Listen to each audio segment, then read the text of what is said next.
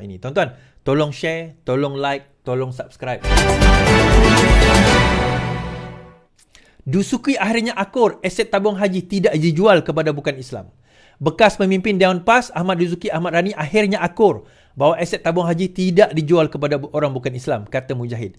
Katanya ia selepas Ahmad Dusuki menarik balik rayuannya di Mahkamah Rayuan Putrajaya hari ini dalam kes saman yang dikemukakan. Kini dengan tindakan yang telah menarik balik rayuan itu membuktikan Ahmad Dusuki akhirnya akur bahawa aset tabung haji tidak dijual kepada orang bukan Islam.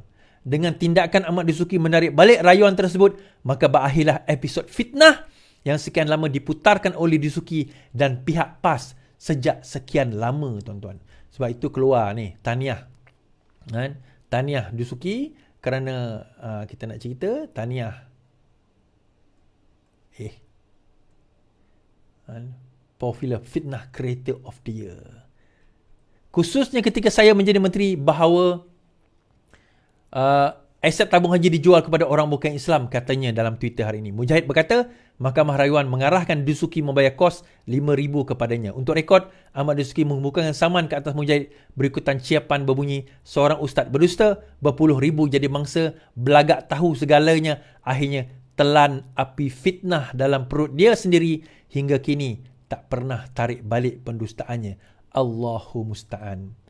Susulan itu, Dusuki menuntut Mujahid membuat permohonan maaf melalui siaran berita, tetapi kemudian dia Dusuki yang kalah saman tersebut. Saya rumuskan begini cerita ni, tuan-tuan. Apabila tabung haji nak menyelamatkan tabung haji pada tahun 2018, Pakatan Harapan membuat satu langkah drastik dengan menubuhkan sebuah syarikat penyelamat SPV, Special Power Vehicle, di bawah MOF. Di mana syarikat itu membeli aset tabung haji. So aset tersebut dibeli oleh siapa? MOF. Duit itu digunakan untuk mengimbang kembali balance sheet atau imbang duga di dalam akaun tabung haji sebab nak bagi dividen.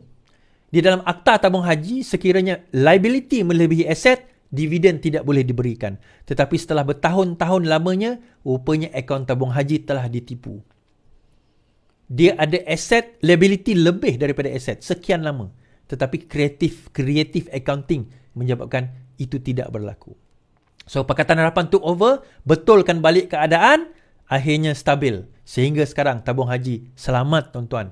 Data atas usaha antara lain Dr. Mujahid Yusof Rawa, Pakatan Harapan sewaktu kerajaan memerintah. Walaupun selama 22 bulan, itu usaha yang dilakukan. Tetapi mereka menabur fitnah mengatakan aset itu dijual kepada siapa? Kepada orang bukan Islam. Dia nak timbulkan persepsi bahawa kerajaan Pakatan Harapan kerajaan yang curang, kerajaan yang orang kata korup, kerajaan yang jahat. So digunakan sentimen agama tabung haji. Malah ada orang berceramah, dia kata tengok kerajaan ini kerajaan sekular. Sanggup dia ambil harta orang Islam kita. Saya ingat saya baca komen-komen. Mengambil harta orang Islam, dia jual kepada orang bukan Islam, orang kafir, dia kata semata-mata itu, semata-mata ini. Dia orang buat benda itu. Dan sebab itu kenapa saya buat live masa tu pada tahun 2019. Antara sebab kenapa saya tak buat live. Dan bila perkara tersebut disebar luaskan, orang mula main sentimen itu. Saya seorang je lah yang cakap masa tu kan. Adalah 2-3 orang, tapi saya lah tak mampulah. Kita viewer pun masa tu bukan macam sekarang 10,000, 11,000 menonton. Masa itu kalau dapat 30 orang pun dah sedang elok lah. Tapi kita buat juga, gagah juga kita buat kan. Kita buat juga penjelasan. So bila dah tersebar dah fitnah itu, akhirnya dah dijelaskan dan sebagainya benda tu. Tabung haji pun dah jelas. Ada orang persoalkan tadi. Tabung haji dah cakap kan, pergilah website tabung haji. Tabung haji dah siap buat satu kenyataan bertulis 2019. Dah jawab dah isu tu. Tapi walaupun bukan nak baca. Dia tak nak baca, tak nak rujuk tabung haji ni. Website tabung haji siap dah tulis, dah keluar kenyataan akhbar dah pada waktu itu. Tapi yalah, masa itu saya berterupa kita tak strong. So akhirnya apa yang berlaku, tuan-tuan, sekarang masa itu, lepas sekarang ini, Mujahid pun buatlah satu tweet. Dia kata inilah dia pemfitnah tapi tak pernah minta maaf. Dusuki, Ahmad Dusuki saman dia. Aku tak nak panggil dia ustaz lah. Tak layak orang pemfitnah macam tu kita panggil ustaz, tuan-tuan. Tak layak, minta maaf. I'm sorry. Ahmad Dusuki pergi saman Mujahid Dr. Mujahid, zaman Dr. Mujahid, dia kalah zaman itu. Dia kalah zaman itu. Kerana terbukti di dalam perbicaraan, memang aset itu tidak dijual kepada orang bukan Islam. Dia buat rayuan, dia tarik balik rayuan, dia bayar 5,000 kos. Poinnya apa, tuan-tuan? Pertama, Ahmad Dusuki ni tak pernah minta maaf kepada Dr. Mujahid Yusof Rawa. Tak pernah. Kedua, dia tidak pernah meminta maaf kepada tabung haji sekalipun. Tak pernah. Di atas fitnah yang dia telah taburkan, di atas fitnah yang disebarkan, di atas fitnah yang dia telah lontarkan, bukan setakat kepada Mujahid, tetapi juga kepada tabung haji. Syarikat yang mengendalikan orang-orang yang membawa umrah, yang pergi ke umrah, pergi haji dalam negara kita. Dia tidak pernah meminta maaf. Yang kedua, penebar-penebar fitnah di dalam negara ini pun tidak pernah meminta maaf kepada Mujahid, Dr. Mujahid, dan juga kepada tabung haji. So, janganlah pelik, tuan-tuan. Kalau mereka ini akhirnya jadi ejen fitnah. Dia nak cerita apa? Cerita festival. Korang kaki fitnah. Siapa nak percaya? Siapa nak percaya? Korang nak cerita pasal festival yang aku dah jelaskan tadi dah. Korang kaki fitnah. Memang kaki PAS adalah kaki fitnah. Virus Perikatan Nasional. Sebab fitnah ni adalah virus. Hashtag VPN, tuan-tuan. Boleh tak? Tolong semua. Hashtag VPN, tolong. Hashtag VPN. Hashtag VPN. Hashtag VPN. Come on. Come on. Come on. Come on. Kita nak sebarkan kepada rakyat.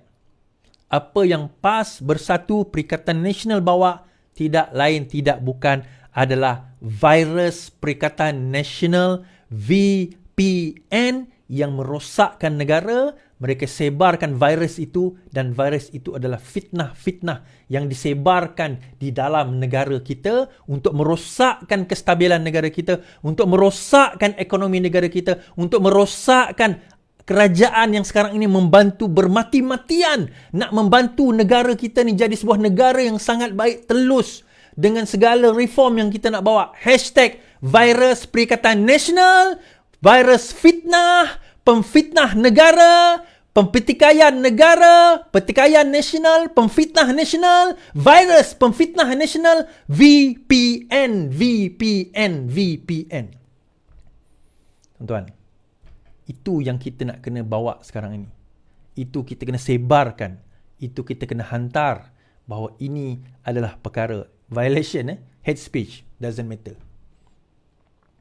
Tuan-tuan, kita ni ejen nak menyelamatkan negara ini. Dia ada peringkat pimpinan, mereka sibuk nak mengurus atur polisi. Kita tengah-tengah ni, tugas kita nak selamatkan negara ini daripada virus. Kitalah vaksinnya.